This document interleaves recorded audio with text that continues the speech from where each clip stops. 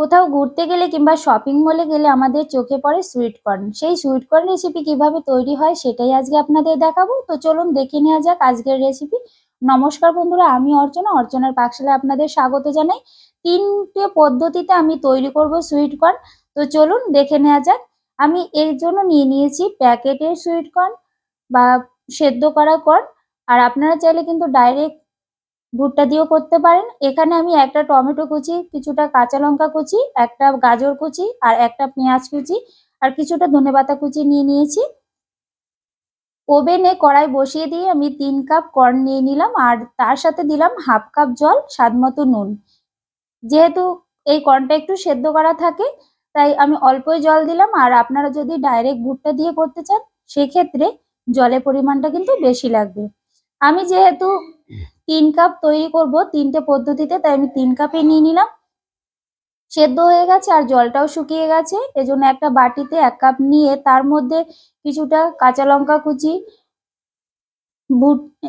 কাঁচা লঙ্কা কুচি, গাজর কুচি, পেঁয়াজ কুচি, টমেটো কুচি নিয়েছি, ধনেপাতা কুচি আর হাফ চামচ নিয়েছি বাটার আর নিলাম অল্পই লেবুর রস। তার সাথে দিয়েছি আমি কিন্তু বিট নুন আর সামান্য চাট মশলা গুঁড়ো। এবারে ভালো করে মাখিয়ে নিতে হবে। মাখালেই রেডি হয়ে যাবে একটা ভিন্ন স্বাদের এই সুইট কর্ন রেসিপি। আপনারা নিজেরা খেলে অবশ্যই বুঝতে পারবেন কতটা টেস্টি হয়েছে। আর বাড়িতে যদি কোনো অতিথি আসে চটজলদি বানিয়ে নিয়ে দিতে পারবেন, খুবই ভালো লাগে খেতে। যেহেতু ভুট্টাটা গরম ছিল বা কর্নটা গরম ছিল তাই আমি বাটারটা দিয়ে দিয়েছি আর ওটা মেল্ট হয়ে গেলে আরো ভালো লাগে। আর একটা পদ্ধতিতে আমি আরো ১ কাপ নিয়ে নিয়েছি কর্ন, তার সাথে অল্প কাঁচা লঙ্কা কুচি, ধনেপাতা কুচি আর হাফ চামচ চাট মশলা আর হাফ চামচ দিয়েছি এখানে বাটার আর দিলাম বিট নুন। ভালো করে মাখিয়ে নিলাম। এটা একটা ভিন্ন স্বাদের রেসিপি, এটাও খেতে পারেন। ভিন্ন স্বাদের কর্ন বা সুইট কর্ন, এটাও কিন্তু চটজলদি তৈরি হয়ে যায়, বেশি টাইম লাগে না। দেখুন বন্ধুরা, খুবই টেস্টি হয়। এবার আরো একটা পদ্ধতিতে আপনাদের দেখাচ্ছি। আরো ১ কাপ কর্ন নিয়ে নিয়েছি আর তার সাথে দিলাম আমি হাফ চামচ বাটার, সামান্য দিয়েছি চাট মশলা আর দিলাম একটু বিট নুন।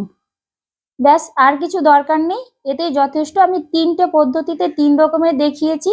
যেহেতু কর্নগুলো গরম ছিল তাই এই বাটারটা বেশ মেল্ট হয়ে যায়, খেতে ভালো লাগে। আর আপনারা যদি এখানে একটু ঝাল ঝাল পছন্দ করেন সেক্ষেত্রে সামান্য একটু চিলি ফ্লেক্স বা লঙ্কার গুঁড়ো দিয়ে দিতে পারেন।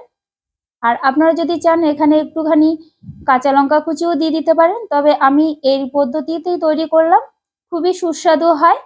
৩টে পদ্ধতি আপনারা বাড়িতে ট্রাই করতে পারেন এবং অবশ্যই আমাকে জানাবেন কেমন হলো। আর আপনি যদি আমার চ্যানেলে নতুন হয়ে থাকেন তাহলে অনুরোধ করবো আমার চ্যানেলটিকে সাবস্ক্রাইব করে পাশে থাকতে। আর কেমন হলো অবশ্যই কিন্তু জানাবেন।